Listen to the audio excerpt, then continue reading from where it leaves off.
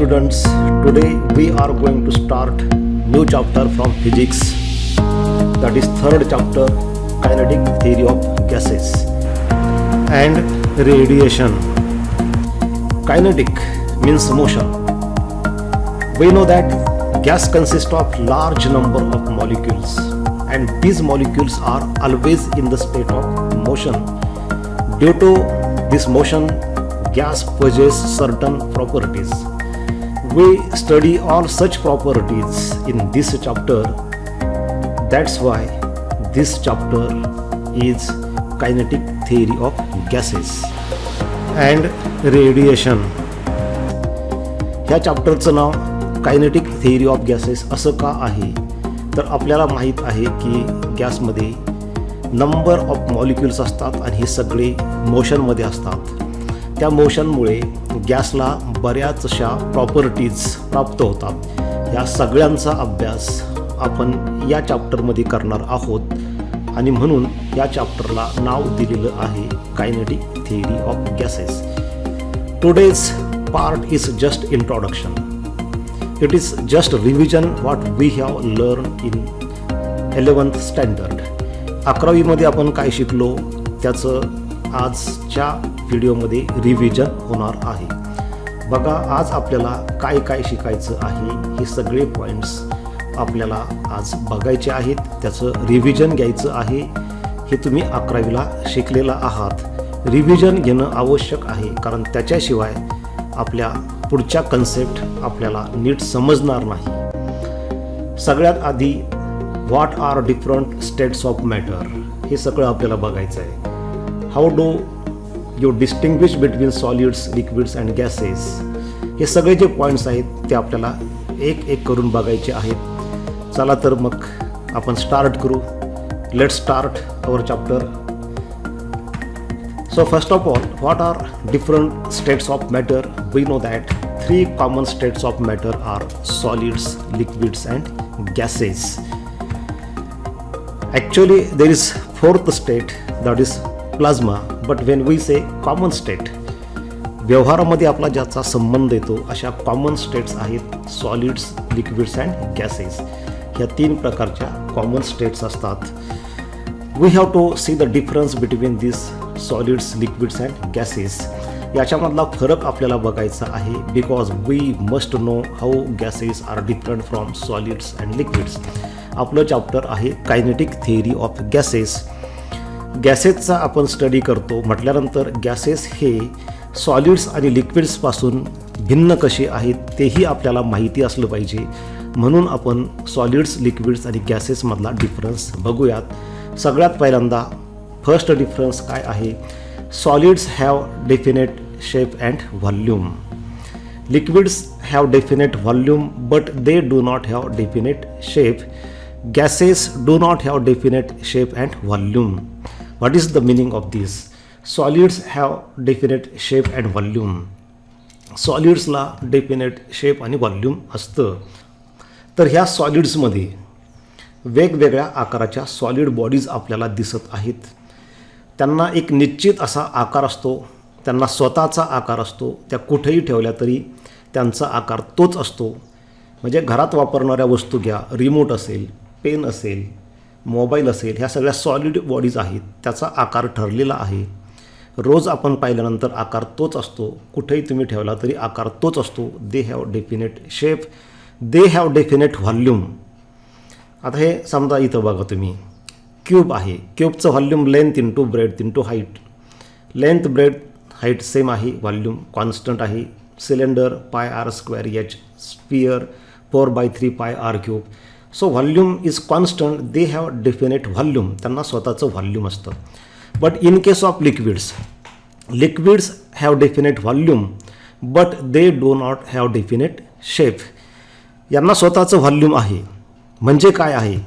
समजा तुम्ही ह्या बॉटलमध्ये हे 1/2 लिटर लिक्विड घेतलेलं आहे, तर 1/2 लिटर हे त्याचं व्हॉल्यूम झालं.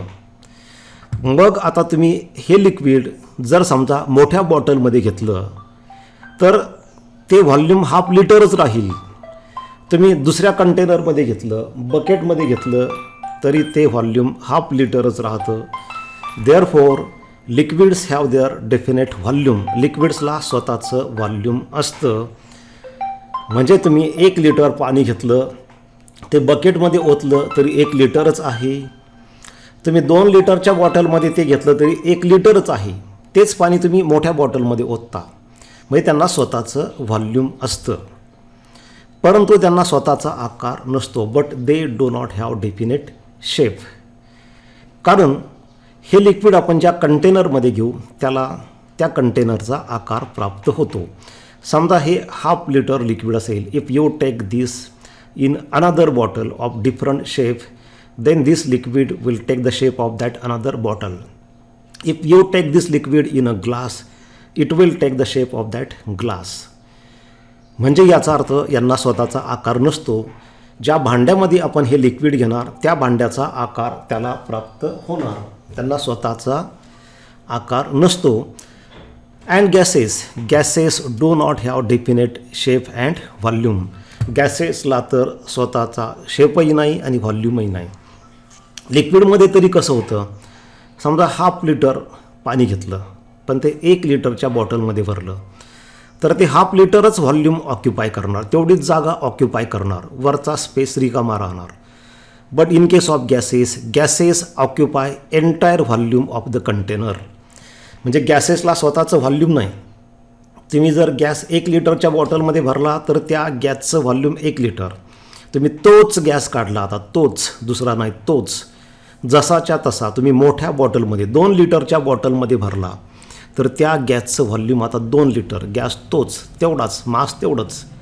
समजा 1 किलो गॅस असेल, तुम्ही 1 लिटरच्या बॉटलमध्ये भरला तर त्या गॅसचं व्हॉल्यूम 1 लिटर. 2 लिटरच्या बॉटलमध्ये भरला तर त्या गॅसचं व्हॉल्यूम 2 लिटर. तुम्ही 5 लिटरच्या बॉटलमध्ये भरला तर त्या गॅसचं व्हॉल्यूम 5 लिटर. त्यांना स्वतःचं व्हॉल्यूम नाही, लिक्विडला आहे. अर्धा लिटर तर ते अर्धा लिटरच भरणार, कशातही होता तुम्ही. आणि त्याचवेळी गॅसेसला स्वतःचा शेपसुद्धा नाही लिक्विडप्रमाणे. त्यांना स्वतःचा आकार नाही. तुम्ही ज्या आकाराच्या भांड्यामध्ये तुम्ही गॅस भरणार त्याचा आकार त्याला प्राप्त होणार. LPG सिलेंडर असतं प्रत्येकाच्या घरी, त्याच्यामध्ये गॅस भरला तर त्या गॅसचा आकार त्या LPG सिलेंडरप्रमाणे. समजा तुम्ही नायट्रोजन भरला, सायकलच्या ट्यूबमध्ये भरलं, तर सायकलच्या ट्यूबचा जसा आकार तसा त्या गॅसचा आकार. तर हा पहिला फरक आहे. Solids have definite shape and volume. सॉलिड्सला स्वतःचं व्हॉल्यूम असतं, स्वतःचा आकार असतो. Liquids have definite volume but they do not have definite shape. त्यांना स्वतःचं व्हॉल्यूम असतं, 1 लिटर, 2 लिटर, 3 लिटर, पण त्यांना स्वतःचा आकार नसतो. Gases do not have definite shape and volume. गॅसेसला स्वतःचा शेपही नाही, स्वतःचा आकारही नाही आणि स्वतःचं व्हॉल्यूम पण नाही. Second difference between solids, liquids and gases. Intermolecular forces are very strong. We know that molecules exert a force of attraction on one another, and the force is called as cohesive force. Cohesive force is the force of attraction between two molecules of same substances. Such intermolecular forces are very strong in case of solids.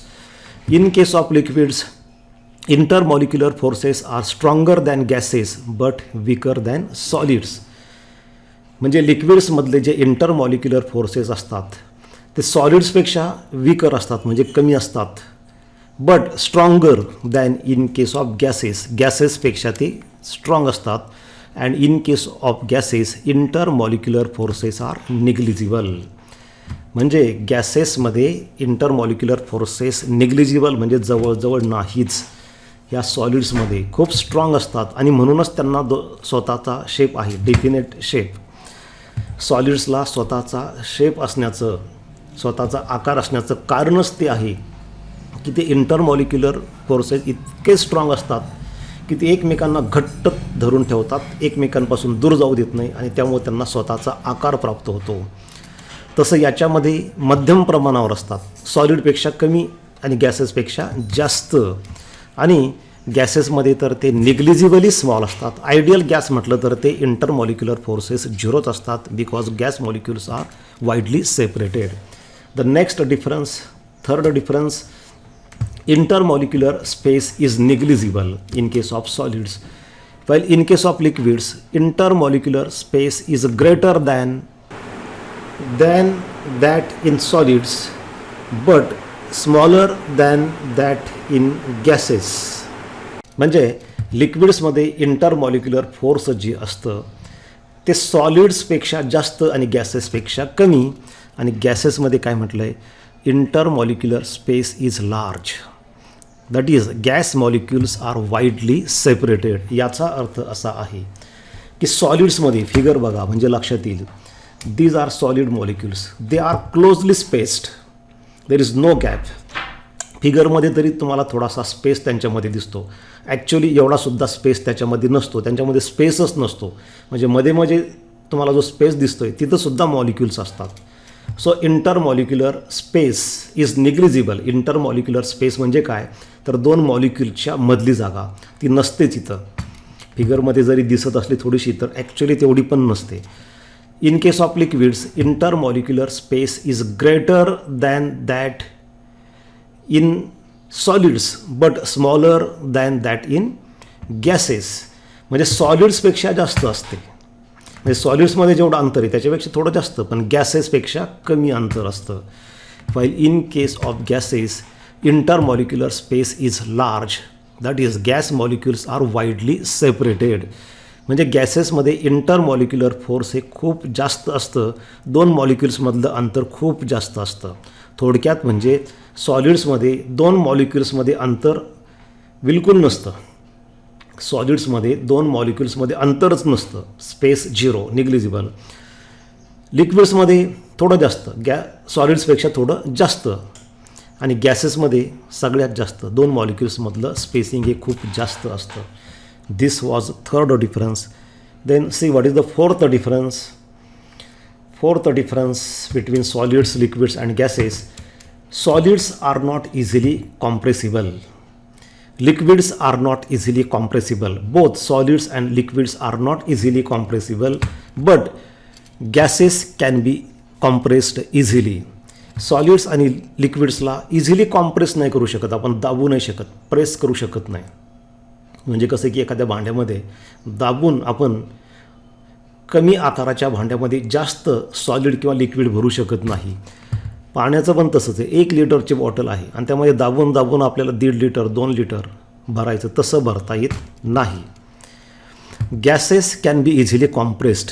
गॅसला आपण compress करू शकतो. म्हणजे पाण्याच्या बॉटलमध्ये की समजा पाण्याची bottle सोडा, आपण जे घरी LPG सिलेंडर वापरतो त्याच्यामध्ये जेवढं पाणी बसतं त्याच्यापेक्षा जास्त दाबून भरता येत नाही, पण गॅस भरू शकता तुम्ही, कॉम्प्रेस करून करून त्यामध्ये गॅस भरू शकता. हा फरक झाला. Solids and liquids can not be easily compressed but gases can be compressed easily. गॅसेसला आपण इझिली कॉम्प्रेस करू शकतो आणि कॉम्प्रेस केलं की प्रेशर वाढतं, आणि हाच फरक आहे. म्हणजे गॅसेसमध्ये प्रेशर वाढतं, सॉलिड्स आणि लिक्विड्समध्ये प्रेशरमध्ये काही फरक पडत नाही. पाचवा फरक काय आहे, solids possess Young's modulus, bulk modulus and modulus of rigidity. हे तुमचं 11वीला झालेलं आहे, इलॅस्टिसिटी संदर्भातलं आहे. Young's modulus is related with length, just like rubber cord. We can elongate the rubber cord. आपण रबरला ताणू शकतो, लांबी वाढू शकतो. म्हणजे लांबीशी लेंथशी संदर्भात ते असते यंग्स मॉड्युलस. आणि सॉलिड्सला लेंथ असते, तशी लिक्विड्स आणि गॅसेसला आपण कधी लेंथ मोजत नाही, म्हणून यंग्स मॉड्युलस असतं. Bulk modulus is related with volumes. आणि मॉड्युलस ऑफ रिजिडिटी जे आहे ते शेप्सशी संदर्भात आहे. सॉलिड्सला तिन्ही मॉड्युलस ऑफ रिजिडिटी असतात, अर्थात तिन्ही मॉड्युलस ऑफ इलॅस्टिसिटी असतात. अर्थात याच्याबद्दल आपल्याला जास्त इथं स्टडी करायचं नाही, तुमचं 11वीला ते झालेलं आहे. लिक्विड्समध्ये मात्र फक्त बल्क मॉड्युलस असतं, कारण लिक्विडला डेफिनेट लेंथ नसते. यंग्स मॉड्युलसचा संबंध लेंथशी आहे, लिक्विडला लेंथ नसते. आणि मॉड्युलस ऑफ रिजिडिटीसुद्धा नाही. त्याच्यामुळं इथं यंग्स मॉड्युलस आणि मॉड्युलस ऑफ रिजिडिटी नसते. गॅसेसमध्ये सुद्धा फक्त बल्क मॉड्युलस असतं. गॅसेसला जरी स्वतःचं व्हॉल्यूम नसलं तरी ज्या कंटेनरमध्ये असेल त्याचं व्हॉल्यूम त्याला असतं, त्याच्यामुळे त्याला बल्क मॉड्युलस असतं. गॅसला त्याला यंग्स मॉड्युलस आणि मॉड्युलस ऑफ रिजिडिटी नसते. अजून काय फरक आहे सॉलिड्स, लिक्विड्स अँड गॅसेसमध्ये? In case of solids, molecules vibrate about their mean position but do not possess translational motion. See this figure. याच्यामध्ये तुम्हाला दिसतंय की हे जे मॉलिक्युल्स आहेत सॉलिड्समधले ते नेहमी व्हायब्रेशनल मोशनमध्ये असतात, कंपन गती असते त्यांची, पण ते एका जागेहून दुसऱ्या जागी जात नाही. They do not move from one place to another place. That means they do not possess translational motion. जागा सोडणे, एका जागेहून दुसऱ्या जागी जाणे, तसे मोशन यांच्याकडं नसते. while in case of liquids, molecules vibrate about their mean position at the same time they possess translational motion. हे जे लिक्विडचे मॉलिक्युल्स असतात हे नेहमी लक्षात ठेवा, हे स्वतःभोवती मेन पोझिशन भोवती व्हायब्रेट होत असतात, त्याचवेळी ते एका जागेहून दुसऱ्या जागी जात असतात. आणि गॅसेसमध्ये सुद्धा तसंच आहे. Molecules vibrate at the same time they possess translational motion. हे सगळा फरक आपण बघितलेला आहे. त्याच्यानंतर काही लॉज आपण 11वीमध्ये शिकलो होतो, तर ते लॉज आपण बघूयात. हे आपण फक्त रिव्हिजन बघतो. रिव्हिजन जरी असली विद्यार्थी मित्रांनो तरी याच्यावरती MCQs परीक्षेमध्ये येऊ शकतात, म्हणून हे सगळं महत्त्वाचं आहे. What is Boyle's law? First of all, Boyle's law states that for fixed mass of gas at constant temperature pressure is inversely proportional to volume.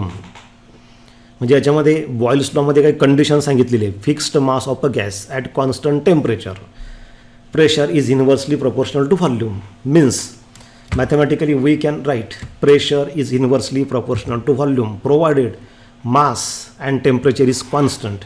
For example, consider this cylinder fitted with this piston. Gas is enclosed in this cylinder. When we compress this, volume will decrease. When volume decreases, pressure increases. Pressure is inversely proportional to volume, provided the mass should remain constant. Mass should not change and at the same time temperature must be constant. म्हणजे समजा याच्यामध्ये जर 2 kilo gas असेल तर तो 2 किलोच पाहिजे, कमी होऊ द्यायचा नाही, जास्त नाही. याचं टेम्परेचर समजा 20 डिग्री सेल्सिअस असेल तर ते टेम्परेचर 20 डिग्री सेल्सिअसच राहिलं पाहिजे, कमी जास्त नाही. टेम्परेचर आणि मास जर कॉन्स्टंट असेल तर pressure is inversely proportional to volume. याला तुम्ही कॉम्प्रेस केलं, बघा तुम्ही याला कॉम्प्रेस केलं, हे कॉम्प्रेस केलं की प्रेशर वाढतं. हे मीटर इथं रीडिंग दाखवतं. परत एकदा पहा, हे पिस्टन जसं खाली जाईल म्हणजे कॉम्प्रेस होईल म्हणजे व्हॉल्यूम कमी होईल. व्हॉल्यूम कमी झाले की प्रेशर इन्क्रीज होतं. बघा व्हॉल्यूम कमी, प्रेशर इन्क्रीज होतं. याचं दुसरं उदाहरण तुम्हाला मी सांगतो. बलून असतं, फुगा असतो, फुग्यामध्ये आपण हवा भरलेली असते, तेव्हा त्या हवेचं आतमध्ये प्रेशर असतं. आता जेव्हा तुम्ही फुगा दाबता, कॉम्प्रेस करता, तेव्हा त्याची साईज कमी करता, व्हॉल्यूम कमी होतं, पण आतल्या हवेचं प्रेशर वाढतं. आणि त्यामुळेच जर आपण खूप जास्त प्रमाणावर फुग्याला प्रेस केलं, कॉम्प्रेस केलं, त्याला दाबलं तर फुगा फुटण्याची शक्यता असते. का फुटतो फुगा? जेव्हा तुम्ही कॉम्प्रेस करता, दाबता, तेव्हा तुम्ही ह्या बॉईल्स लॉनुसार व्हॉल्यूम कमी करता. व्हॉल्यूम कमी केलं की आतलं प्रेशर वाढतं. एक वेळ अशी येते की ते प्रेशर, ते बलूनचं सरफेस काही सहन करू शकत नाही आणि तो फुगा फुटतो. व्हॉल्यूम कमी, प्रेशर जास्त, व्हॉल्यूम जास्त, प्रेशर कमी. That means we can write P is equal to constant upon V. This proportionality sign is replaced by equality sign with one constant. But don't forget there is a condition that mass and temperature must remain constant. This Boyle's law will not be obeyed if the mass and temperature changes. This equation can also be written as PV is equal to constant, or we can write P1 V1 is equal to P2 V2. म्हणजे कसं आहे की समजा आता ही position बघा, इथं तुम्हाला मी दाखवतो. ही कॉम्प्रेस्ड पोझिशन, ह्या फिगरमध्ये पहा तुम्ही, कॉम्प्रेस झाल्यानंतरची पोझिशन बघा. आता हे कॉम्प्रेस झालं म्हणजे व्हॉल्यूम कमी आहे, तिथलं व्हॉल्यूम बघायचं काय असेल ते. इथलं आता आपण हे कॉम्प्रेस केलेलं आहे, तिथलं व्हॉल्यूम कमी आहे पण प्रेशर जास्त आहे. व्हॉल्यूम आणि प्रेशरचा प्रॉडक्ट घ्या. आणि आता ते पिस्टन वर गेलं, समजा हे पिस्टन वर गेलं, व्हॉल्यूम वाढलं, प्रेशर कमी झालं. आताचं प्रेशर P2 कमी आहे प्रेशर आता, आणि व्हॉल्यूम V2 जास्त आहे, दोघांचा प्रॉडक्ट. म्हणजे आधी P1 V1 आता P2 V2 दोन्ही इक्वल येतं. म्हणजे कॉम्प्रेस केल्यानंतर बघा हे खाली गेलं आहे, आताचं प्रेशर आणि व्हॉल्यूम दोघांचा प्रॉडक्ट, नंतर ते वर गेलं म्हणजे व्हॉल्यूम वाढलं प्रेशर कमी, आता प्रॉडक्ट आधी जेवढा येईल तेवढाच तो येतो. याचाच अर्थ असा आहे P1V1 is equal to P2V2 equal to constant provided mass and temperature is constant. विद्यार्थी मित्रांनो, एखादा जेव्हा लॉ आपण सांगतो ना, काही काही लॉजमध्ये अशा कंडिशन्स दिलेल्या असतात. म्हणजे याचा अर्थ ते काही युनिव्हर्सल लॉ नाही, त्या कंडिशन्स बदलले की मग ते लॉ काही व्हेरीफाय होणार नाही किंवा ओबे होणार नाही, ते नियम पाळले जाणार नाही. जोपर्यंत ही कंडिशन सॅटिस्फाय होते, कोणती, मास आणि टेम्परेचर कॉन्स्टंट आहे, तोपर्यंत हा बॉईल्स लॉ पाळला जाईल. परंतु जर काही कंडिशन सॅटिस्फाय झाली नाही तर तो बॉईल्स लॉ पाळल्या जाणार नाही. आणि इथं ग्राफ दाखवलेला आहे. ग्राफ कसा दाखवलेला आहे, pressure inversely proportional to volume. म्हणजे पहा इथं हे प्रेशर वाढलं की व्हॉल्यूम कमी होतं, इन्व्हर्सली प्रपोर्शनलचा ग्राफ अशा पद्धतीने असतो. त्याच्यानंतर अजून एक लॉ जो आपण 11वीमध्ये स्टडी केला होता तो आहे Charles law. What is Charles law? Charles law states that volume of a fixed mass of gas is directly proportional to its absolute temperature if the pressure is kept constant. इथं पण condition आहे, pressure constant ठेवायचं आहे. Then volume of fixed mass of a gas is directly proportional to absolute temperature. Temperature वाढलं की volume वाढतं. जर समजा प्रेशर कॉन्स्टंट ठेवायचं असेल तर याचं बेस्ट उदाहरण आहे, तुम्हाला सांगतो मी, की जेव्हा आपण भात शिजवतो तेव्हा भात शिजण्यापूर्वी तांदूळ त्याचं व्हॉल्यूम, समजा तुम्ही भात शिजवण्यासाठी भांड्यामध्ये काही तांदूळ घेतला असेल तर ते आधीचं व्हॉल्यूम बघा, त्यांनी ऑक्युपाय केलेला स्पेस बघा. आता जेव्हा तुम्ही त्याला शिजवता, गरम करता, तेव्हा टेम्परेचर वाढतं. मोकळ्या भांड्यामध्ये शिजवतो आपण, समजा प्रेशर कुकर हा विषय बाजूला ठेवा सध्या. जेव्हा तुम्ही मोकळ्या भांड्यामध्ये शिजवता तेव्हा प्रेशर कॉन्स्टंट असतं, प्रेशर वाढत नाही, कारण ॲटमॉस्फेरिक प्रेशर ते प्रेशर. अशा वेळी जसं जसं टेम्परेचर वाढतं तसा तसा तो भात जो आहे जसा जसा शिजत जातो तसं त्याचं व्हॉल्यूम वाढत जातं. म्हणजे याचा अर्थ आहे की टेम्परेचर वाढलं की व्हॉल्यूम वाढतं, प्रेशर कॉन्स्टंट ठेवायचा आहे. म्हणजे मोकळ्या भांड्यामध्ये तो भात शिजवायचा आहे. पॉपकॉर्नचं उदाहरण घ्या, त्याला गरम केल्यानंतर त्याची साईज वाढते. किंवा चपाती घ्या, जेव्हा आपण ती तव्यावर टाकतो, गरम करतो, तेव्हा त्याचं व्हॉल्यूम वाढतं, चपाती कधी कधी फुगते, त्याची साईज पण मोठी होते. पापड घ्या, आपण जेव्हा पापड तळतो तेव्हा त्याची साईज वाढते. टेम्परेचर वाढलं की व्हॉल्यूम वाढतं, प्रेशर कॉन्स्टंट राहतं. दिस इज चार्ल्स लॉ. इथं दाखवलेलं आहे. समजा याला खालून हीट दिली की प्रेशर कॉन्स्टंट ठेवायचं. वर हे जे दोन वेट दाखवलेले आहेत ना, म्हणजे याचा अर्थ ते वरचं प्रेशर आहे, कारण प्रेशर म्हणजे force per unit area. Force म्हणजे काय असेल ते, ॲटमॉस्फेरिक प्रेशर असेल, काय असेल ते बदलायचं नाही, ते प्रेशर कॉन्स्टंट ठेवलं आपण. पण जर समजा टेम्परेचर वाढवलं की व्हॉल्यूम वाढतं. Therefore, V is directly proportional to T, or V is equal to constant into T. When we replace this proportionality sign by equality sign and constant, we get this relation. From that, we write V upon T is equal to constant, or we can write V1 upon T1 is equal to V2 upon T2. This was second law, that is Charles law. Now, third law, that is pressure law, that is also called as Gay-Lussac's law. So what is this Gay-Lussac's law? Gay-Lussac's law states that the pressure of fixed mass of a gas is directly proportional to its absolute temperature if the volume is kept constant. जर आता volume constant ठेवलं तुम्ही, बघा आधीच्या लॉमध्ये, Charles लॉमध्ये काय, pressure constant ठेवायचं आणि temperature वाढवलं की व्हॉल्यूम वाढतं. आता इथं काय माहिती आहे का, व्हॉल्यूम कॉन्स्टंट ठेवलं, टेम्परेचर वाढवलं की प्रेशर वाढतं. So pressure is directly proportional to temperature. उदाहरण सांगतो तुम्हाला मी, की जर समजा आपण सायकलच्या ट्यूबमध्ये हवा भरलेली आहे किंवा मोटरसायकलच्या ट्यूबमध्ये हवा भरलेली आहे, तुम्हाला माहिती आहे का, उन्हाळ्यामध्ये सायकलचे किंवा मोटरसायकलचे, कारचे, फोर व्हीलरचे टायर फुटण्याचं प्रमाण जास्त असतं. याचं कारण काय आहे? ते हेच आहे, हा लॉ, गे-लुसॅक्स लॉ. काय होतं, जेव्हा उन्हाळ्यामध्ये टेम्परेचर वाढतं तेव्हा मोशन वाढते गॅस मॉलिक्यूलची आणि त्यामुळे प्रेशर वाढतं. आता गॅस टायरचं व्हॉल्यूम वाढून वाढून किती वाढणार आहे? ते काही विशेष वाढत नाही, ऑलमोस्ट कॉन्स्टंट आहे. प्रेशर इतकं वाढतं की कधी कधी त्या प्रेशरमुळं ते टायर फुटतं. Therefore pressure is directly proportional to temperature provided volume is constant. आतमध्ये तुम्ही जो गॅस भरलेला आहे ना, त्या गॅसचं व्हॉल्यूम म्हणजेच त्या टायरचं, गॅसला काय स्वतःचं व्हॉल्यूम नाही, ते जर कॉन्स्टंट असेल, व्हॉल्यूम जर वाढलं नाही तर गॅसला वाढलेलं प्रेशर सहन करण्यासाठी जागा कुठं आहे, त्यामुळे ते फुटतं. Pressure equal to constant into T. This proportionality sign is replaced by equality sign with constant. So P upon T equal to constant. This is Gay Lussac's law, that is third law. म्हणजे अशा पद्धतीने 3 नियम हे जे तुमचे 11वीला झालेले आहेत actually, परंतु ते महत्त्वाचे आहेत. What is ideal gas equation, how to derive ideal gas equation, हे तुमचं 11वीला झालेलं आहे. आता बघा, आपण जे 3 नियम पाहिलेत, Boyle's law, Charles law and Gay Lussac's law, त्याच्यावरून हे 3 लॉज वापरून आपल्याला हे आयडियल गॅस इक्वेशन तयार करायचं आहे. This is first law, P V equal to constant, pressure is inversely proportional to volume. Second, Charles law, V upon T equal to constant, volume is directly proportional to temperature. अर्थात तिन्हीमध्ये काय लक्षात घ्या की मास तर कॉन्स्टंटच आहे, मास कॉन्स्टंट आहे तिन्ही लॉजमध्ये. आणि तिसरा काय सांगतो, Gay Lussac's law states that pressure is directly proportional to temperature.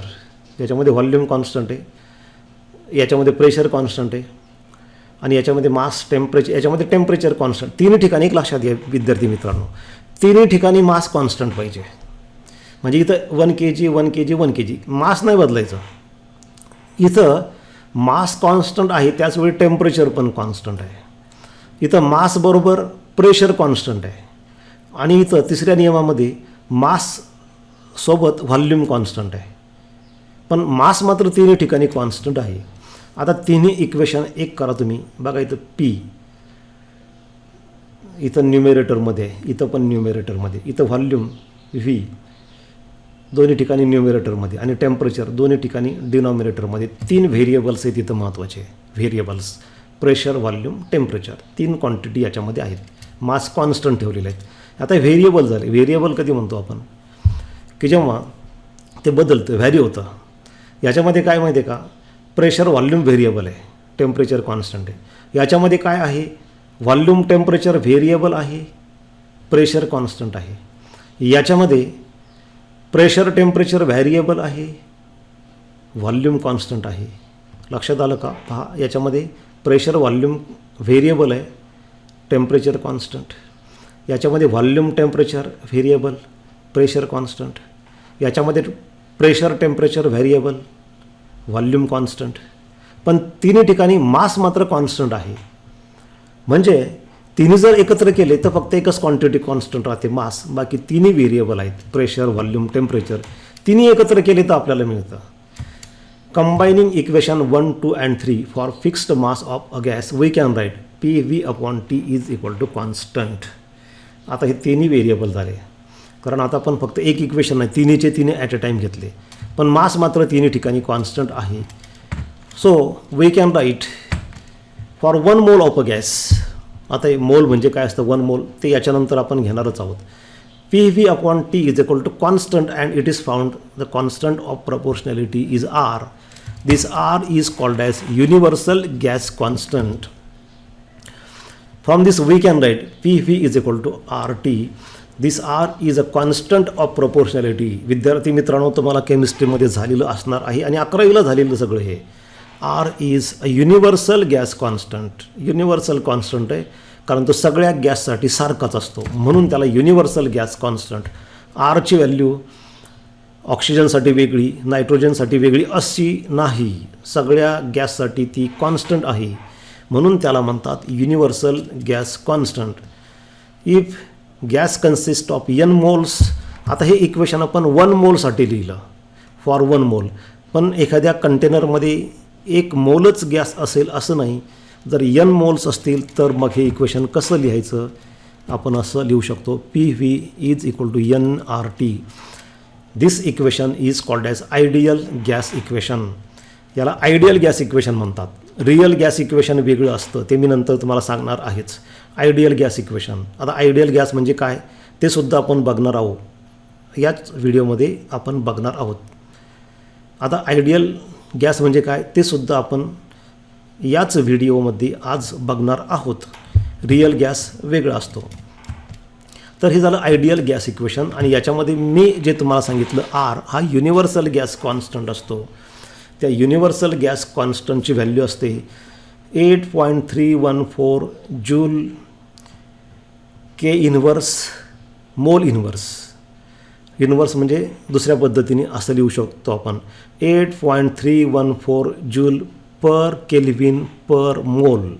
Joule is unit of energy, kelvin is unit of temperature, mole is unit of मोल.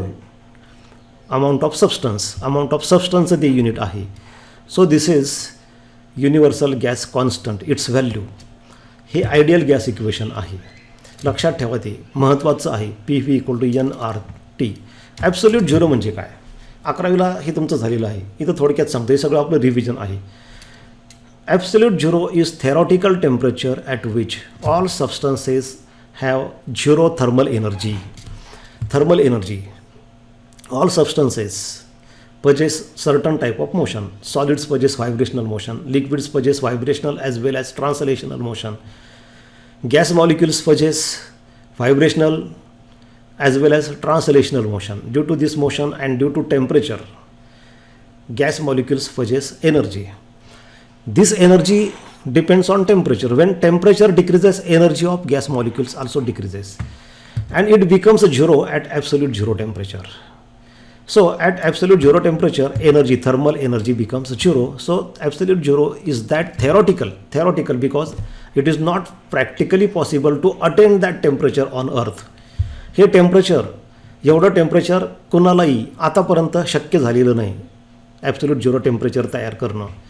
म्हणून त्याला थेरॉटिकल टेम्परेचर म्हटलेलं आहे. की त्या टेम्परेचरला काय होतं तर गॅस मॉलिक्यूलची थर्मल एनर्जी झिरो होऊन जाते. म्हणजे याचा अर्थ आहे की ते मॉलिक्यूलची मोशन स्टॉप होऊन जाते. Absolute zero is equivalent to 0 degree kelvin और -459.69 डिग्री फॅरनहाईट और -273.16 डिग्री सेल्सिअस. हे महत्त्वाचं आहे आपल्यासाठी.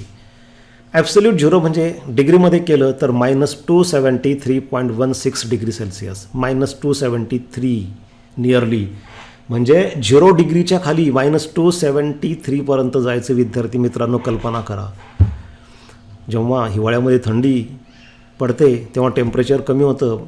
14-15 डिग्री जरी सेल्सिअस झालं तरी आपल्याला थंडी वाजायला लागते. 10 डिग्रीपर्यंत गेलं तर आपल्याला थंडी सहन होत नाही.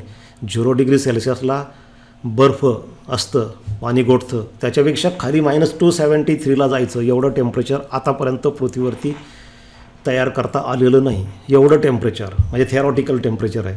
हे टेम्परेचर जर आपण गॅसचं केलं तर गॅसची मोशन पूर्णपणे थांबते आणि थर्मल एनर्जी झिरो होऊन जाते. That is absolute zero. Absolute zero is physically impossible to reach. Practically impossible to reach म्हणजे ते प्रॅक्टिकली करता येत नाही. टेम्परेचर 0 डिग्री ॲब्सोल्यूट झिरो म्हणजे 0 डिग्री केल्विन -273.16 डिग्री सेल्सिअस एवढं टेम्परेचर आपण ते तयार करू शकत नाही किंवा ते टेम्परेचर मिळवू शकत नाही. Although it is possible to reach temperatures close to it. त्याच्या जवळजवळ जाऊ शकतो आपण. म्हणजे -270 पर्यंत जाऊ शकू एखाद्या वेळेस. -270. त्याच्यापेक्षा खाली -271, त्याच्या खाली -272, -273. जेवढं त्याच्या जवळ जाणार तेवढं अवघड आहे. त्याच्या जवळजवळ जाता येईल, 270 पर्यंत जाता येईल, परंतु -273 शक्यच नाही. At absolute zero atoms would stop moving. म्हणजे सगळी मोशन, ॲटम्स मॉलिक्यूलची मोशन झिरो होऊन जाईल. Entropy of substance reaches its minimum value, that is zero. Entropy zero होऊन जाते. एन्ट्रॉपी तुमची केमिस्ट्रीची कन्सेप्ट आहे, त्याच्याबद्दल मी ते जास्त सांगत नाही. The gas will no longer be a gas at absolute zero but rather a solid. म्हणजे तो गॅस हा गॅस राहतच नाही. मग गॅसचं वेगळंपण काय आहे सॉलिडपासून? Molecules are widely separated. Molecules are in the state of random motion. Absolute झिरोला त्यांच्यामधलं स्पेसिंग कमी होतं, त्यांचे मोशन थांबते, म्हणजे तो सॉलिडच होतो थोडक्यात. परंतु हे टेम्परेचर प्रॅक्टिकली अर्थवरती मिळवता येणं शक्य नाही. ते होतं ॲब्सोल्यूट झिरोबद्दल. त्याच्यानंतर ॲव्होगॅड्रोज नंबर म्हणजे काय? Avogadro's number and mole. What is this Avogadro's number? The mole is unit of measurement for amount of substance in international system of units. Mole म्हणजे तुम्ही एखादा गॅस घेता किंवा कुठलाही तुम्ही सबस्टन्स घेता, तेव्हा तो किती प्रमाणात घेतला ते मोजण्याचं एक SI युनिट आहे. 1 मोल, 2 मोल, 3 मोल, ते एक युनिट आहे अमाऊंट ऑफ सबस्टन्स मोजण्याचं. तर आता 1 मोल म्हणजे तुम्ही म्हणाल किती ग्रॅम, किती किलोग्रॅम, तर ते वेगवेगळ्या गॅससाठी वेगळं असतं. मी तुम्हाला इथं सांगतो नंतर. आता ही फक्त डेफिनेशन झाली, ही काय तुम्हाला परीक्षेमध्ये विचारण्याची शक्यता नाही, परंतु आता हे सगळं रिव्हिजन आहे. 1 mole of a substance consist of 6.0221407 into 10⁻23 particles which may be atoms, molecules, ions or electrons. म्हणजे समजा तुम्ही म्हटलं की गॅस घ्यायचा आहे, तो ॲटॉमिक स्टेटमध्ये असू शकतो, आयोनिक स्टेटमध्ये असू शकतो, मॉलिक्युलर स्टेटमध्ये असू शकतो. त्याच्यामध्ये ॲटम्स, मॉलिक्युल्स काय असतील ते. जेव्हा तुम्ही 1 मोल घेता गॅस, तेव्हा त्याच्यामध्ये एवढे पार्टिकल्स असतात, 6.022 ॲप्रॉक्सिमेटली. हे पुढचे आपण सोडून देऊ. इंटू 10⁻23 पॉईंटच्या नंतरचे निग्लिजिबल असतात ते. तर 10⁻23 म्हणजे बघा विद्यार्थी मित्रांनो, 23 घर हा पॉईंट पुढं सरकावा लागेल आणि तेवढा मोठा तो आकडा आपल्याला मिळेल. तेवढे मॉलिक्युल्स एका मोलमध्ये असतात. आता आपल्याला माहिती आहे की 1 मिलियन जरी लिहायचं म्हटलं तर 6 शून्य द्यावे लागतात. इथं तर 23 झिरो तुम्हाला द्यावं लागतील पुढं. म्हणजे हे पुढचं सोडून जरी दिलं तुम्ही, 6 जरी घेतलं नुसतं, तर त्याच्यावर 23 झिरो तुम्हाला द्यावं लागेल. म्हणजे बघा, कल्पना करा किती मोठा आकडा होईल. तर एवढे मॉलिक्युल्स असतात एका मोलमध्ये. ही संख्या ठरलेली आहे आणि यालाच म्हणतात Avogadro's number. Number of molecules in 1 mole of a substance. एका मोलमध्ये जी संख्या असते मॉलिक्युलची त्याला म्हणतात Avogadro's number. Avogadro's number means Avogadro's number is the number of molecules in 1 mole of a gas. एका मोलमध्ये असलेल्या मॉलिक्युलची संख्या. 1 mole of a gas consist of 6.0221407 into 10⁻23 number of molecules. एवढे मॉलिक्युल्स त्याच्यामध्ये असतात. Therefore NA, here NA stands for Avogadro's number. इथून पण लक्षात घ्या, NA म्हणजे ॲव्होगॅड्रोज नंबर असतो आणि त्याची व्हॅल्यू एवढी असते. आता आपण मोलबद्दल आणि मोलर मासबद्दल जरा अजून डिटेलमध्ये शिकूयात. हे फार महत्त्वाचं आहे प्रॉब्लेम सोडवण्यासाठी. मोलर मास म्हणजे काय? अर्थात तुमचं केमिस्ट्रीमध्ये सगळं हे झालेलं असणार आहे, उलट फिजिक्समध्ये कमी डिटेलमध्ये आहे. Molar mass is the mass of 1 mole of a gas. म्हणजे एका मोलचं मास काय भरेल ते. तुम्ही 1 मोल ऑक्सिजन घेतला at standard temperature and pressure. This is important. STPला स्टँडर्ड टेम्परेचर आणि प्रेशरला, म्हणजे कोणतं टेम्परेचर आणि कोणतं प्रेशर नाही घ्यायचं. स्टँडर्ड टेम्परेचर प्रेशरला तुम्ही 1 मोल गॅस घेतला तर 1 मोल त्या गॅसचं जे मास भरतं काय असेल, 2 ग्रॅम, 4 ग्रॅम, 32 ग्रॅम काय असेल ते, म्हणजे त्या गॅसचं मोलर मास असतं. म्हणजे कसं काढणार तुम्ही? फॉर्म्युला आहे mass of the gas upon molar mass equal to number of moles. N equal to mass upon molar mass. उदाहरणार्थ की समजा ऑक्सिजन घ्या, तुम्ही 64 ग्रॅम ऑक्सिजन घेतला, म्हणजे Mची व्हॅल्यू 64 घेतली आणि ऑक्सिजनचं मोलर मास असतं 32, म्हणजे 64/32 इक्वल टू 2. सरळ सरळ आहे. 1 मोल म्हणजे 32 ग्रॅम, 2 मोल म्हणजे 64 ग्रॅम. तर तुम्ही 64 ग्रॅम घेतलं, 64 ग्रॅम ऑक्सिजन घेतला, त्याला त्याच्या मोलर मासने 32ने डिवाईड केलं. 64/32 म्हणजे 2 मोल. नंबर ऑफ मोल्स काढायचे असेल तर टोटल मास घ्या, त्याला मोलर मासने डिवाईड करा. सरळ सरळ येतं. 1 मोल म्हणजे 32 ग्रॅम, 2 मोल म्हणजे 64 ग्रॅम, 3 मोल म्हणजे 3 गुणिले 32 करा, काय येईल ते. 4 मोल म्हणजे किती मास होईल, तर 4 गुणिले 32 करा. 5 मोलमध्ये किती गॅस बसेल, तर 5 गुणिले 32 करा. किंवा तुम्हाला नंबर ऑफ मोल्स काढायचे असतील तर किती गॅस घेतला तुम्ही. समजा हा काय असेल 500 ग्रॅम आहे, त्याला भागिले 32 करा, जे उत्तर येईल तेवढे मोल्स तुम्ही घेतलेले आहेत. फॉर्म्युला लक्षात घ्या. किंवा N/Na number of molecules divided by Avogadro's number. Avogadro's number म्हणजे number of molecules in 1 mole. तुम्ही या नंबर ऑफ मॉलिक्युल्सला डिवाईड केलं ॲव्होगॅड्रोज नंबरने की तुम्हाला नंबर ऑफ मोल्स मिळतात. हे फॉर्म्युले फार महत्त्वाचे आहेत, प्रॉब्लेमसाठी फार महत्त्वाचे आहेत, लक्षात ठेवा ते फॉर्म्युले. At STP standard temperature and pressure. Standard temperature म्हटलं की 0 डिग्री सेल्सिअस असतं, लक्षात घ्या विद्यार्थी मित्रांनो. 0 डिग्री सेल्सिअस 273 केल्विन. हे सेल्सिअसमध्ये 0 डिग्री सेल्सिअस किंवा केल्विनमध्ये म्हटलं तर 273. नॉर्मल टेम्परेचर प्रेशर इथं मी बोलत नाही, नॉर्मल टेम्परेचर प्रेशरबद्दल मी म्हणत नाही, तुम्ही केमिस्ट्रीमध्ये वापरता ते. स्टँडर्ड टेम्परेचर प्रेशर STP म्हटलं की लक्षात घ्या 1 ॲटमॉस्फेरिक प्रेशर, आणि ते असतं 1.01 × 10⁵ न्यूटन पर मीटर स्क्वेअर. आणि टेम्परेचर म्हणजे 0 डिग्री सेल्सिअस. तर ॲट STP काय होतं, volume of 1 mole of a gas is 22.4 litre. 1 मोल गॅस तुम्ही कोणतं पण घ्या, जर STPला तुम्ही त्याचं व्हॉल्यूम मोजलं तर 22.4 लिटरच भरेल. कोणता पण गॅस घ्या, oxygen, hydrogen, nitrogen, carbon dioxide, helium, कुठलाही गॅस घ्या तुम्ही. 1 मोल घेतला की त्याचं व्हॉल्यूम 22.4 लिटर एवढं व्हॉल्यूम, म्हणजे तेवढ्या त्या व्हॉल्यूममध्ये, तेवढ्या कंटेनरच्या व्हॉल्यूममध्ये तो गॅस बसेल, ते त्याचं व्हॉल्यूम असेल. गॅसला स्वतःचं व्हॉल्यूम नाही आपल्याला माहिती आहे, कारण तो गॅस जर तुम्ही 50 लिटरच्या कंटेनरमध्ये भरला तर ते त्याचं व्हॉल्यूम झालं. पण 1 मोल गॅस जर समजा तुम्ही किती व्हॉल्यूम ऑक्युपाय करतो हे जर काढायचं असेल नॉर्मल टेम्परेचर आणि प्रेशरला, तर तो ऑक्युपाय करतो 22.4 लिटर व्हॉल्यूम. म्हणजेच थोडक्यात असं आहे की तुम्ही 22.4 लिटरची एक टाकी घेतली आणि 0 डिग्री सेल्सिअसला त्याच्यामध्ये गॅस भरला, 1 मोल भरला, तर त्याचं प्रेशर बरोबर 1 ॲटमॉस्फेरिक प्रेशर भरेल, जास्त नाही आणि कमी नाही. पण जर तुम्ही ते कमी केलं 22.4 लिटरच्या ऐवजी तेवढाच गॅस तुम्ही 1 मोल, मग प्रेशर वाढेल. पण प्रेशर जर तुम्हाला 1 ॲटमॉस्फेरिक पाहिजे असेल आणि 0 डिग्री सेल्सिअस टेम्परेचर पाहिजे असेल एका मोलचं, तर ते 22.4 लिटरच्या भांड्यामध्येच तुम्हाला भरावं लागेल, तरच त्याचं प्रेशर 1 ॲटमॉस्फेरिक प्रेशर भरेल आणि temperature 0 degree Celsius.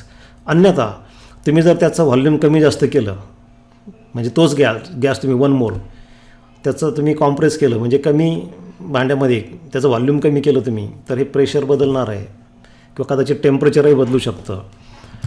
Number of molecules in 1 mole of a gas. एका मोलमध्ये किती असतात, 6.022 × 10⁻23 मॉलिक्युल्स. आणि एका मोलचं व्हॉल्यूम किती, 22.4 लिटर. परत सांगतो विद्यार्थी मित्रांनो, गॅसला स्वतःचं व्हॉल्यूम नसतं. पण जर तुम्हाला 1 मोल गॅस 1 ॲटमॉस्फेरिक प्रेशरला आणि 0 डिग्री सेल्सिअसला घ्यायचं असेल, तर हे टेम्परेचर आणि प्रेशर पण महत्त्वाचं आहे. STP 1च मोल गॅस घ्यायचा आणि तो 1 मोल गॅस तुम्हाला 1 ॲटमॉस्फेरिक प्रेशरलाच पाहिजे, प्रेशर कमी जास्त नको, टेम्परेचर 0 डिग्री सेल्सिअस पाहिजे. तेव्हा ते 22.4 लिटरच्या भांड्यामध्येच घ्यावं लागेल तुम्हाला. त्याच्यापेक्षा जास्त घेतलं तुम्ही व्हॉल्यूम, त्याच्यापेक्षा मोठं भांडं घेतलं तर प्रेशर कमी होईल, 1 ॲटमॉस्फेरिक नाही राहणार. किंवा त्याच्यापेक्षा कमी व्हॉल्यूमचं भांडं घेतलं तुम्ही तर प्रेशर जास्त होईल. 1 मोल गॅस 1 मोलच घ्यायचा. पण जर तुम्ही लहान आकाराचं भांडं घेतलं तर प्रेशर जास्त भरेल, कमी आकाराचं घेतलं तर प्रेशर जास्त भरेल. तुम्हाला जर 1 ॲटमॉस्फेरिक प्रेशर पाहिजे असेल आणि 0 डिग्री सेल्सिअस टेम्परेचर पाहिजे असेल, तर तुम्हाला ते भांडं घ्यावं लागेल 22.4 लिटरचंच. म्हणजेच थोडक्यात आपण असं म्हणू शकतो की volume of 1 mole of a gas is 22.4 litre. 22.4 litre volume जर तुम्ही त्या गॅसचं घेतलं तरच हे प्रेशर आणि टेम्परेचर भरणार आहे. आणि त्याच्यामध्ये किती मॉलिक्युल्स असतात एका मोलमध्ये, 6.022 × 10⁻23. आता बघा, तुम्हाला इथं एक उदाहरण मी देतो, त्याच्यावरून तुमची आयडिया अजून क्लिअर होईल. आपण वेगवेगळ्या प्रकारचे गॅस घेतो, हे सगळ्या फिगर्स आपण बघूयात. 3 किंवा 4 फिगर्स इथं असतील, ह्या 4 फिगर्स आपण बघू. आता पहा, याच्यामध्ये 4 वेगवेगळ्या प्रकारचे गॅस घेतलेले आहेत. Hydrogen, oxygen, nitrogen, carbon dioxide. 4 ठिकाणी 1 मोल गॅस आपण घेतलेला आहे. 1 मोल म्हटलं आणि 4 ठिकाणी आपण STPलाच घेतलेलं आहे. म्हणजे 4 ठिकाणचं टेम्परेचर 0 डिग्री सेल्सिअसच आहे. 4 ठिकाणचं प्रेशर 1 ॲटमॉस्फेरिक प्रेशरच आहे. म्हणजे चारही ठिकाणी प्रेशर सेम, कमी जास्त नाही. 1 ॲटमॉस्फेरिक प्रेशर, 1 ॲटमॉस्फेरिकच पाहिजे, त्याच्यापेक्षा कमी नको जास्त नको. टेम्परेचर 0 डिग्री, व्हॉल्यूम 22.4 लिटर भरणार चारही ठिकाणी. त्याच्यामध्ये मॉलिक्युलची संख्या पण सगळीकडे सारखी आहे, पण मास वेगवेगळं भरणार. 1 mole of hydrogen consist of 2 gram of hydrogen. Oxygen 1 mole तुम्ही घेतला तर त्याचं मास भरतं 32 ग्रॅम. नायट्रोजन घेतला तुम्ही 1 मोल, हे सगळं STPला 1 मोल नायट्रोजन घेतला तर 14 ग्रॅम भरतो, 14 ग्रॅम. आणि कार्बन डायऑक्साईड 1 मोल घेतला तुम्ही तर 44 ग्रॅम. म्हणजे मास वेगवेगळं भरतं. बाकी सगळ्या क्वांटिटी सेम आहे. गॅस सगळीकडं 1 मोल आहे, सगळीकडं टेम्परेचर 0 डिग्री सेल्सिअस आहे, सगळीकडं टेम्परेचर 1 ॲटमॉस्फेरिक प्रेशर आहे, सगळ्यांचं व्हॉल्यूम पण 22.4 लिटर आहे, सगळ्यामध्ये मॉलिक्युलची संख्या पण सारखी आहे. पण याच्यामध्ये हायड्रोजनचं मास सगळ्यात कमी भरतं. सगळ्यात हलका गॅस असतो हायड्रोजन, त्याचं हे त्याचं मोलर मास असतं, याला म्हणतात मोलर मास. मास ऑफ 1 मोल, एका मोलचं म्हटल्यानंतर एका मॉलिक्युलचं नाही, एका मोलमध्ये एवढे मॉलिक्युल्स आहे, म्हणजे एवढ्या मॉलिक्युलचं वजन 2 ग्रॅम भरतं. म्हणजे तुम्हाला जर 2 ग्रॅम हायड्रोजन घ्यायचं असेल तर एवढे मॉलिक्युल्स घ्यावे लागतील. 22.4 लिटर तुम्हाला हायड्रोजन घ्यावा लागेल. 22.4 लिटर हायड्रोजन जर तुम्ही नॉर्मल स्टँडर्ड टेम्परेचर आणि प्रेशरला घेतला, म्हणजे ह्या व्हॅल्यूला 22.4 लिटर, तर त्याचं मास भरतं 2 ग्रॅम. पण त्याच ठिकाणी तुम्ही ऑक्सिजन घेतला STPला 22.4 लिटर ऑक्सिजन घेतला तर त्याचं मास भरतं 32 ग्रॅम, हे त्याचं मोलर मास आहे. तुम्ही नायट्रोजन घेतलं 22.4 लिटर STPलाच तर त्याचं मास भरतं 14 ग्रॅम. कार्बन डायऑक्साईड घ्याल 22.4 लिटरच STPलाच तर त्याचं मास भरतं 44 gram. So this is about molar mass. The relation between universal gas constant, Avogadro's number and Boltzmann constant. Boltzmann constant एक असतो KB. तर ह्या तिघांमध्ये हे एक रिलेशन आहे. याची प्रूफची गरज नाही, डायरेक्ट पाठ करा. R = NA × KB. R is universal gas constant, NA is Avogadro's number, KB is Boltzmann constant. तिन्ही कॉन्स्टंट आहेत. आरची व्हॅल्यू फिक्स आहे, NAची व्हॅल्यू कॉन्स्टंट आहे 6.022 × 10⁻23 मॉलिक्युल्स पर मोल. त्यामुळे KB कॉन्स्टंट आहे. याच्यामध्ये आपण असंही लिहू शकतो KB = R/NA, where KB is Boltzmann's constant, R is universal gas constant and NA is Avogadro's number.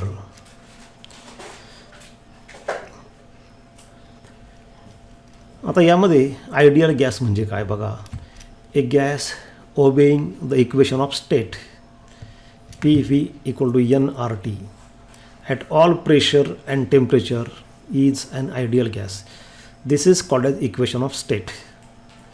This is also called as ideal gas equation. जो गॅस हे इक्वेशन ओबे करतो at all temperature and pressure, सगळ्या किती पण temperature असू द्या आणि किती पण प्रेशर असू द्या, सगळ्या टेम्परेचरला आणि सगळ्या प्रेशरला जर तो गॅस हे इक्वेशन पाळत असेल, ओबे करत असेल, तर त्या गॅसला म्हणायचं ideal gas. But in reality there is no gas which can be called as ideal gas. पण प्रत्यक्षामध्ये असा कोणताही गॅस नसतो की त्याला आयडियल म्हणू शकतो आपण. इक्वेशन ऑफ स्टेट म्हणजे काय? हे इक्वेशन ऑफ स्टेटच आहे. State of a gas is specified by a number of physical quantities such as pressure P, temperature T, volume V and internal energy E, etc. Hence the equation relating these quantities is known as equation of state. समजा हा gas तुम्ही घेतला तर मग त्याची काय अवस्था आहे, त्या गॅसची काय स्टेट आहे, तर ते ठरतं त्याचं प्रेशर किती, त्याचं टेम्परेचर किती, त्याचं व्हॉल्यूम किती, त्याच्या आतमध्ये एनर्जी किती. त्याची एनर्जी बदलली, त्याचं प्रेशर बदललं, त्याचं व्हॉल्यूम बदललं, याचा अर्थ त्याची स्टेट बदलली. तर ह्या सगळ्या ज्या क्वांटिटीज आहेत त्याच्यावरून त्याची स्टेट ठरते त्या गॅसची. आणि या सगळे क्वांटिटीज ज्या आहेत ह्या सगळ्या क्वांटिटीजला जोडणारं जे इक्वेशन असतं त्याला म्हणतात equation of state. Therefore PV = nRT is equation of state. म्हणजे हे सुद्धा एक इक्वेशन ऑफ स्टेट आहे, कारण हे सगळ्या व्हेरिएबल्सला जोडतं, म्हणून ते सुद्धा इक्वेशन ऑफ स्टेट आहे. आणि शेवटी ह्या चॅप्टरमध्ये आजच्या व्हिडिओमध्ये शेवटचा पार्ट विद्यार्थी मित्रांनो, what is difference between ideal gas and real gas. Ideal gas obeys all gas laws under all conditions of temperature and pressure. म्हणजे आयडियल गॅस काय करतो, आपण जे मगाशी इक्वेशन पाहिलं PV is equal to NRT, हे इक्वेशन सगळ्या टेम्परेचरला सगळ्या प्रेशरला ओबे करतो, त्याला म्हणतात आयडियल गॅस.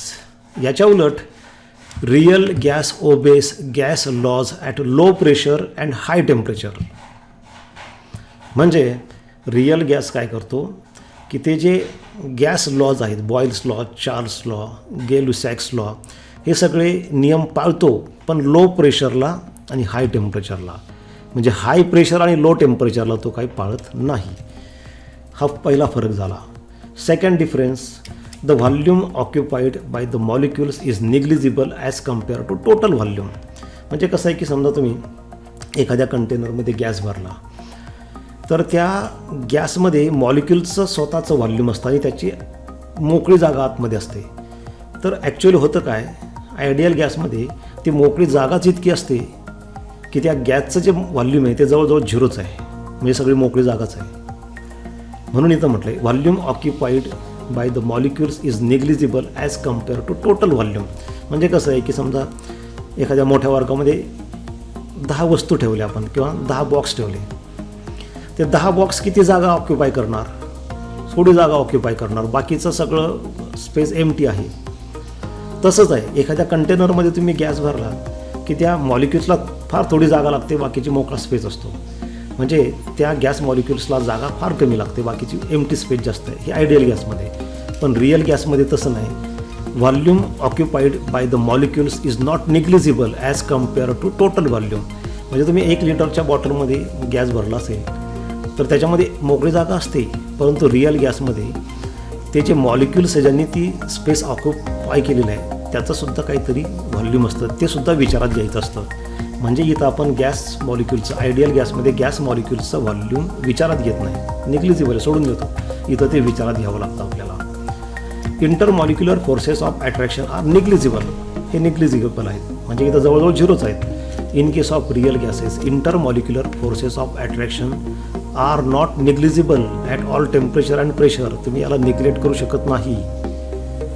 हाय प्रेशरला आणि लो टेम्परेचरला जेव्हा मोशन कमी असते, रँडम मोशन कमी असते, तेव्हा हे निग्लिजिबल नसतात. हाय प्रेशरला मॉलिक्यूल जवळजवळ असतात, त्यामुळे त्यांच्यामधलं प्रेशर तुम्ही त्याच्याकडे दुर्लक्ष करू शकत नाही. त्यांच्यामधल्या इंटरमॉलिक्युलर फोर्सेसकडे तुम्ही दुर्लक्ष करू शकत नाही हाय प्रेशरला. आणि लास्ट डिफरन्स आहे आयडियल गॅस इक्वेशन जे आहे, इक्वेशन ऑफ स्टेट जी आहे ती आहे PV is equal to NRT. इथं रिअल गॅसमध्ये असतं P + AN²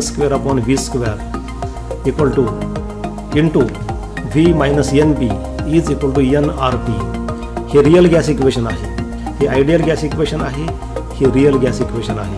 ह्या रिअल गॅस इक्वेशनबद्दल मी नंतरच्या व्हिडिओमध्ये मी तुम्हाला सांगेन. इथं आता त्याबद्दल जास्त डिटेल सांगत नाही. तर विद्यार्थी मित्रांनो, हा आजचा पार्ट होता ज्याच्यामध्ये आपण फक्त इंट्रोडक्शन घेतलं आहे, रिव्हिजन घेतलेलं आहे. 11वीत जे आपण शिकलो ते. नंतरचा पुढचा पार्ट आपण पुढच्या व्हिडिओमध्ये बघू. थँक्यू.